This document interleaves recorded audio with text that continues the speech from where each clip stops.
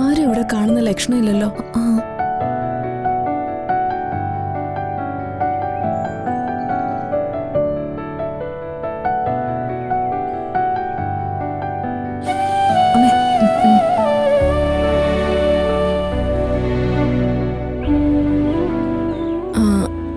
സംയുക്ത ഇവിടെ ഇല്ലേ മക്കള്? ഇല്ല. എവിടെ പോയി? അതറിയില്ല. മക്കളുടെ ചേച്ചിയല്ലേ സംയുക്ത? ആ അതെ. ആരുടെ കൂടെയാ ചേച്ചി പോയിരിക്കുന്നറിയോ? അതറിയില്ല. ഇവിടെ മറ്റാരും ഇല്ലേ? ഞങ്ങൾക്ക് അച്ഛനും അമ്മയും ഇല്ല, മരിച്ചു എന്നാ പറയുന്നത്. പക്ഷെ അപ്പൂപ്പനുണ്ട്. ഇവിടെ കരിമ്പനക്കാവിലെ ശാന്തിയ. രണ്ടുപേരുടെയും പേരൊന്ന് പറയോ? ഞാൻ തേജസ്, തേജു എന്ന് വിളിക്കും. ഇത് ജ്യോതിസ്, ജ്യോതി എന്ന് വിളിക്കും.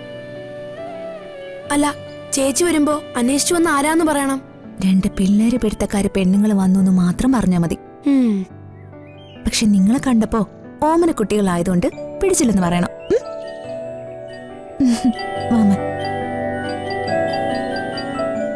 പിന്നെ പിള്ളേരെ പിടുത്തക്കാര്. ചേച്ചി ഇങ്ങ് വന്നേ.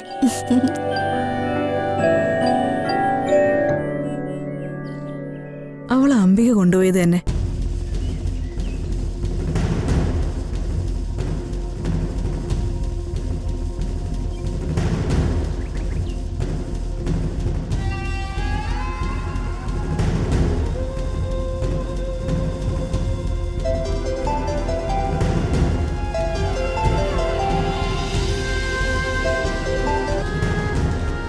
ഹലോ സാറ് വീട്ടിലാണോ? അതെ, വീട്ടിൽ തന്നെ. ഇപ്പൊ മന്ത്രിയൊന്നുമല്ലോ, അതുകൊണ്ട് വീട്ടിൽ തന്നെയാ. ഇടയ്ക്ക് പാർട്ടി ഓഫീസിലേക്ക് പോവും. എന്താ സിസ്റ്ററെ? പ്രത്യേകിച്ച് കാരണമൊന്നുമില്ല. ഞാൻ വിളിക്കാന്ന് പറഞ്ഞിരുന്നില്ലേ, അതുകൊണ്ട് വിളിച്ചതാ. ഓ, വിളിച്ചതിൽ എനിക്ക് വളരെ സന്തോഷമേ ഉള്ളൂ. സാറ് പറഞ്ഞ കാര്യങ്ങളൊക്കെ അതൊക്കെ ഞാൻ അതുപോലെ അംഗീകരിച്ചു. അതിന് സാറിന് സന്തോഷമായോ? അതെന്താ സിസ്റ്ററെ അങ്ങനെ ചോദിക്കുന്നേ?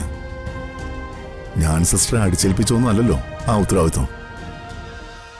ആതുര സേവനവും കാരുണ്യ പ്രവർത്തനമൊക്കെ സിസ്റ്റർക്ക് വളരെ ഇഷ്ടമുള്ള കാര്യമാണെന്ന് തോന്നി.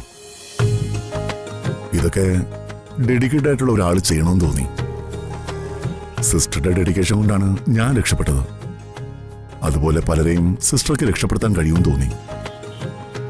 അതുകൊണ്ട് തന്നെയാ ഫ്ലോറൻസ് നൈറ്റിംഗേൾ എന്ന ചാരിറ്റബിൾ സൊസൈറ്റിയുടെ ചുമതല പവിത്ര സിസ്റ്ററെ ഏൽപ്പിക്കാന്ന് വിചാരിച്ചത്.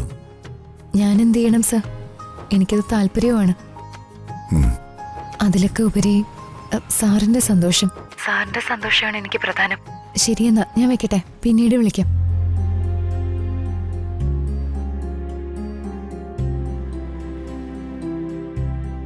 ഈ സിസ്റ്റർ എന്താ ഇങ്ങനെ സംസാരിച്ചത്?